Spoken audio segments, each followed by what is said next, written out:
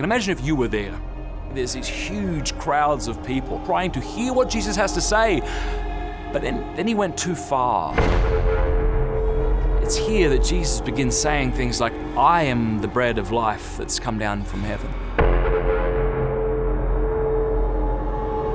Unless you eat the flesh of the Son of Man and drink his blood, you have no life in you. And people began walking away.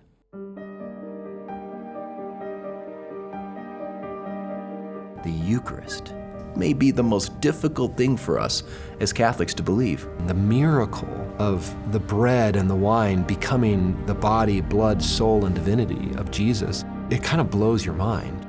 The most incredible, amazing thing on the planet looks like bread and wine. Every Mass is centered around this great, mysterious truth. And sometimes we can look at this sacrament and think, it looks like bread, wine. Why would God choose to communicate his very life to us through these things? God has been preparing humanity to understand this great gift of himself from the very beginning when he created the world. If you know the story behind it, from the beginning, from page 1 of the Bible, the Passover meal, the connections with the Old Testament, then everything begins to come together. He says these words that we know so well, they never heard before. This is the chalice of my blood. So when Jesus is sitting at table, when Jesus says these words, he's doing something completely new.